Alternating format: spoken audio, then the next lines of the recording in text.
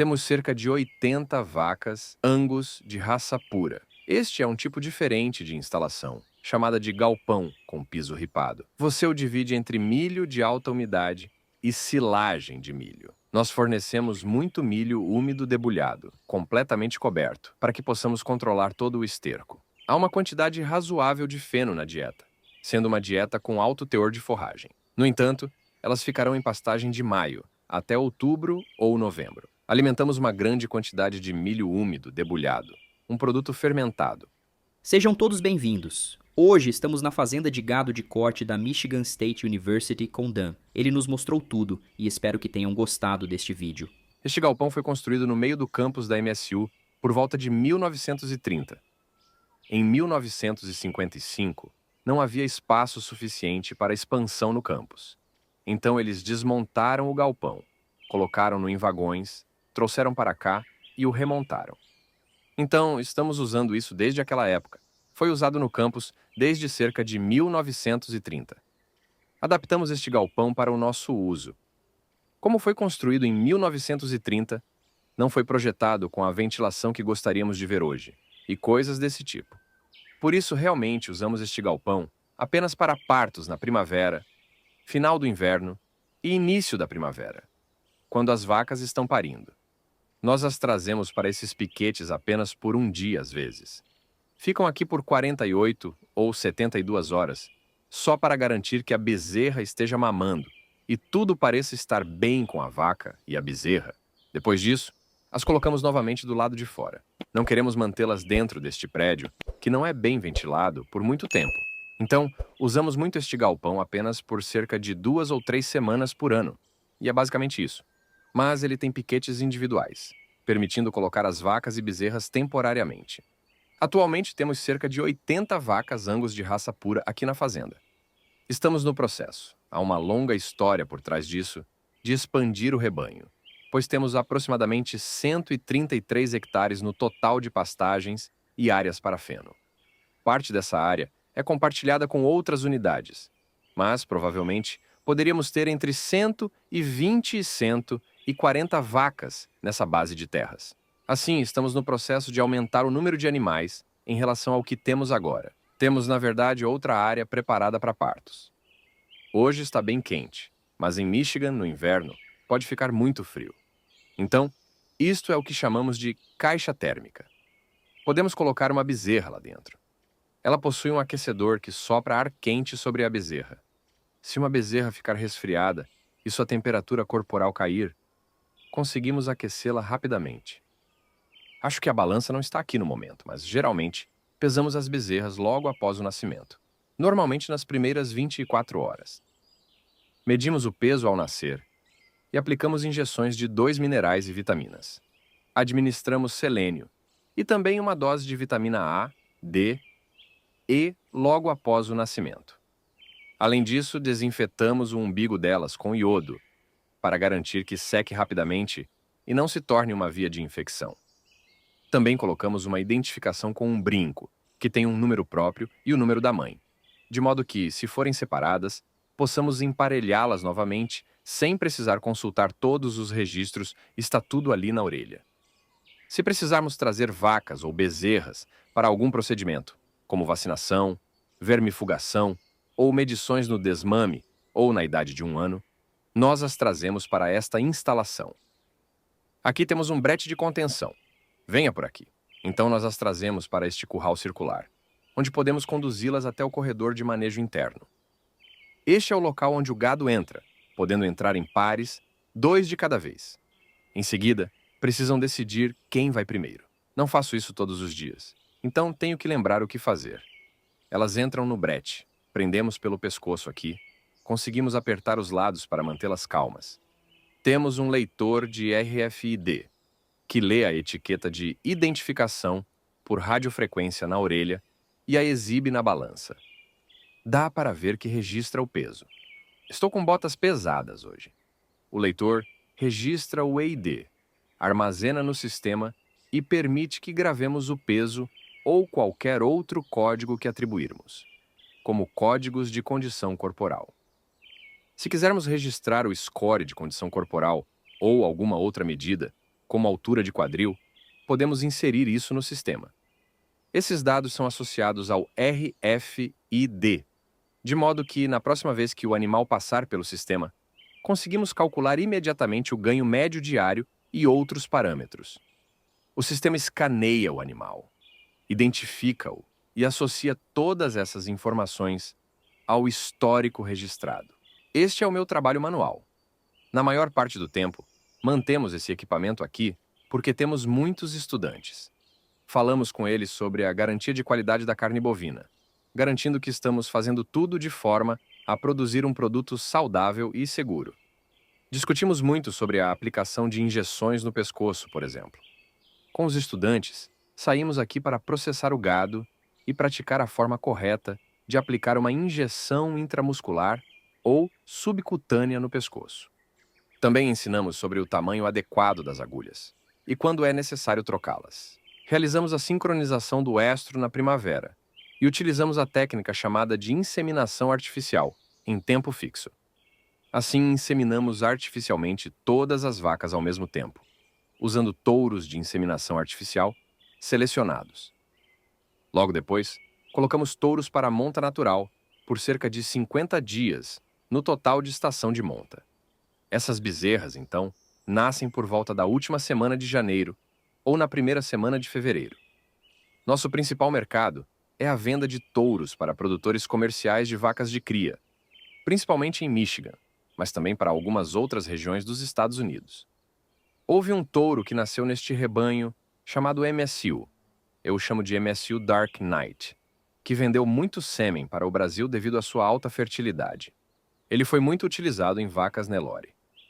Acredito que ele tenha vendido algo em torno de 800.000 a 1 milhão de doses de sêmen enquanto estava vivo. Essas vacas passam praticamente o ano todo em pastagens ou pastando resíduos de milho.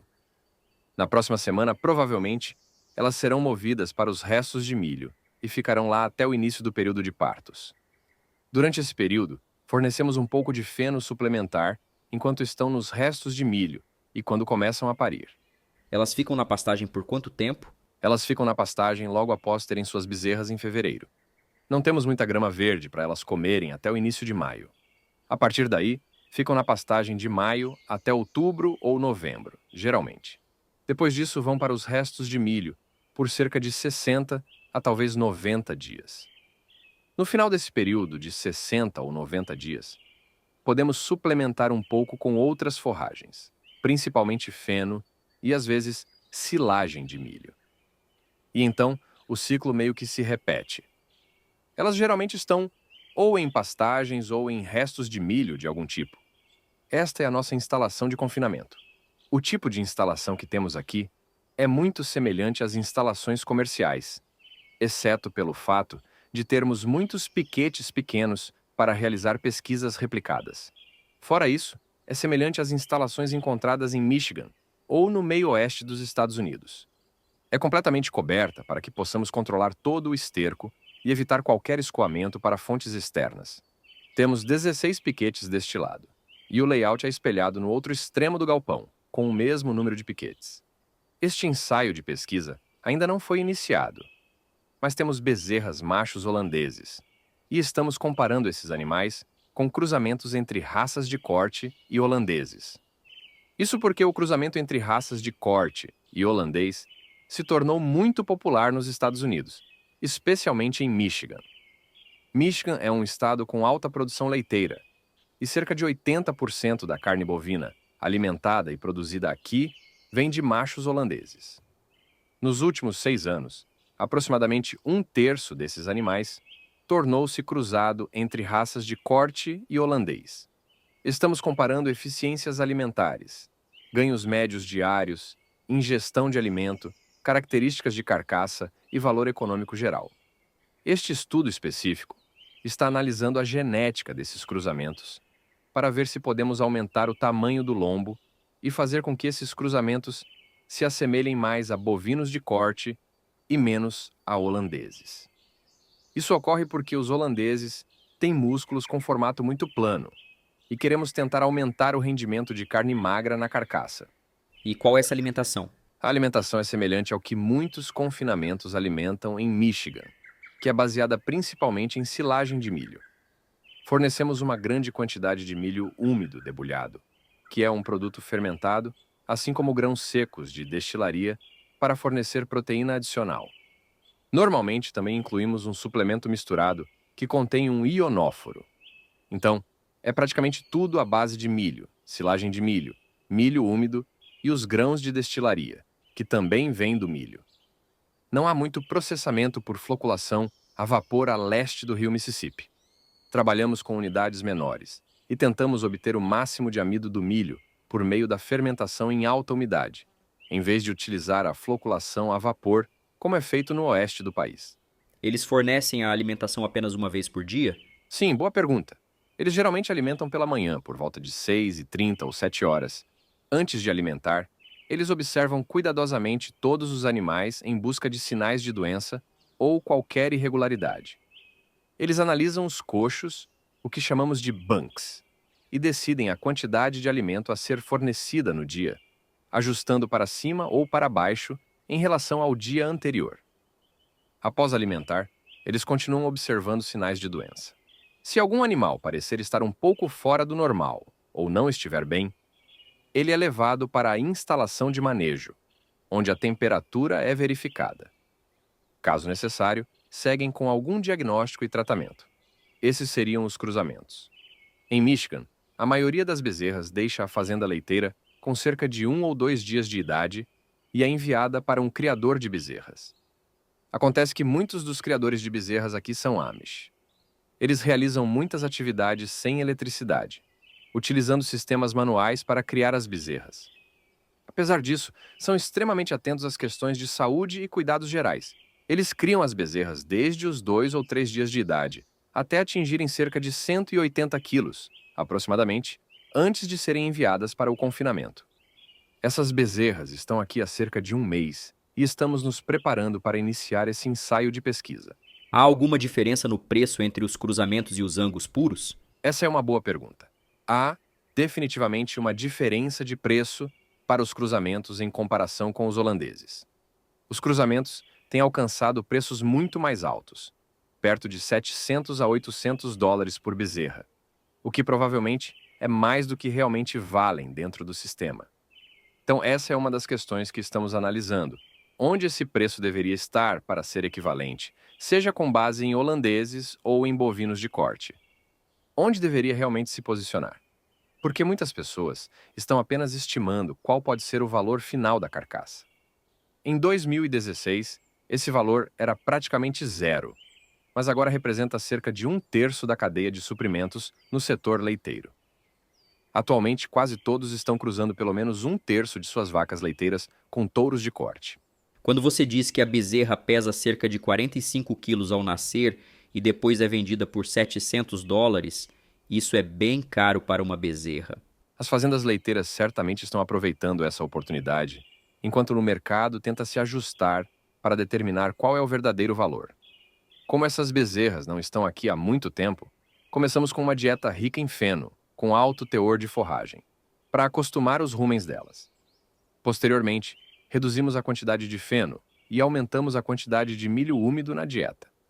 Nossa dieta final seria composta por cerca de 80% de concentrado, neste caso milho úmido, e 15 a 20% de forragens, como feno ou silagem de milho. A marca Certified Angus Beef tem sido muito bem sucedida nos Estados Unidos. Foi criada em 1978 como parte da Associação Angus, uma subsidiária da American Angus Association. O objetivo era vender mais touros Angus, e parte dos requisitos para o animal vivo é que ele não tenha manchas brancas acima do flanco ou atrás dos ombros. Eles mudaram as especificações cerca de um ano atrás, então eu posso estar um pouco desatualizado. Costumava ser necessário que o animal tivesse 51% da pelagem preta, mas agora as exigências são mais restritivas em relação à quantidade de preto, o que é característico da raça Angus. Além disso, há especificações para a carcaça. Ela precisa atingir, no mínimo, o grau mid-choice, ou superior, o que requer um bom nível de marmorização, para se qualificar como Certified Angus Beef. A carcaça também precisa ser processada em um frigorífico certificado para vender essa carne. É uma marca muito popular nos Estados Unidos. Se o animal for preto, ele pelo menos atende aos critérios visuais, mas também precisa atender às especificações da carcaça.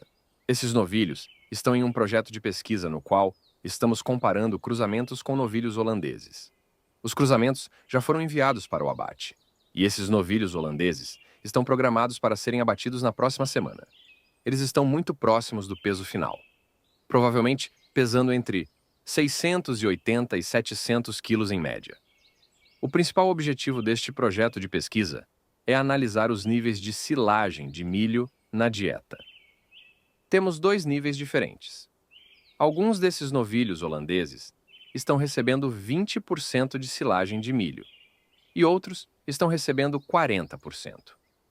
O foco é avaliar a incidência de abscessos hepáticos, já que tanto os holandeses quanto os cruzamentos tendem a apresentar níveis relativamente altos desse problema.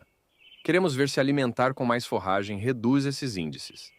Parece muita silagem de milho, mas ela tem um alto teor de umidade. Em termos de matéria seca, não tenho certeza exatamente qual dieta é essa, mas provavelmente é a dieta com 40% de silagem de milho. O restante seria composto por milho úmido, grãos de destilaria e um pouco de suplemento. Os silos verticais antigos não são mais muito utilizados. Estão programados para demolição. No passado, armazenávamos silagem de milho ou milho úmido neles, mas eles exigem muita manutenção mecânica e têm apresentado falhas frequentes. Por isso, já atingiram o fim de sua vida útil. Posso mostrar os novos silos que instalamos para substituí-los. Este é um tipo diferente de instalação, muito popular no meio oeste, chamada de galpão com piso ripado. Ela possui ripas no chão e um fosso de esterco, com cerca de 3,6 metros de profundidade sob o gado. Isso elimina a necessidade de cama, pois o esterco cai pelas fendas com o movimento dos cascos. O esterco é bombeado como adubo líquido 1 ou 2 vezes por ano. Esse sistema exige menos mão de obra, mas o custo da instalação é mais alto. Existem muitas instalações como essa em Michigan. Normalmente, possuem piquetes maiores, com capacidade para 100 a 200 animais por piquete, mas aqui dividimos em piquetes menores para fins de pesquisa. As dietas são semelhantes, consistindo principalmente de dietas de terminação. Esses animais aqui são alguns dos bezerros do nosso rebanho Angus, que não tinham genética para se tornarem touros ou novilhas reprodutoras e, portanto, foram enviados para o confinamento. Esses animais, em particular, são abatidos e sua carne é utilizada nos refeitórios da Michigan State University para as refeições dos estudantes. Utilizamos bolsas de fermentação para armazenar alimentos, como milho úmido, silagem de milho ou pré-secado. Essas bolsas excluem o oxigênio, permitindo que a fermentação ocorra adequadamente. Essas bolsas funcionam muito bem para pesquisa, pois podemos trabalhar com lotes pequenos e variados de ingredientes. No entanto, requerem um pouco mais de manejo para garantir que o alimento permaneça fresco. Também temos um grande bunker que armazena milho úmido ou silagem de milho, além de 4 bunkers menores, normalmente reservados para silagem de milho. Este ano, construímos 3 bunkers adicionais, que podem armazenar qualquer tipo de alimento, mas que dividimos entre milho úmido e silagem de milho. Também armazenamos pré-secado em alguns bunkers, pois também fornecemos alimento para a unidade de ovinos a partir desta instalação. Esses novos bunkers estão substituindo o uso dos antigos silos verticais. Vocês utilizam o mesmo sistema de peneiras Penn State ou não? Sim, nós trabalhamos com os estudantes de forma prática. Não fazemos isso com muita frequência, mas avaliamos se o comprimento de corte da silagem de milho está adequado e verificamos se temos fibra efetiva suficiente nas dietas. Esta é a nossa instalação de manejo para a operação de confinamento. Ela é configurada em curva, levando a um brete silenciador. Utilizamos essa estrutura com frequência no lado da pesquisa porque, em quase todos os ensaios de pesquisa, independentemente do objetivo, os animais são pesados a cada 28 dias. No entanto, muitos dos projetos de pesquisa que realizamos aqui exigem um manejo mais intensivo do gado, para diferentes tipos de amostragens ou medições realizadas durante os ensaios. Portanto, os animais passam por essa instalação com bastante regularidade.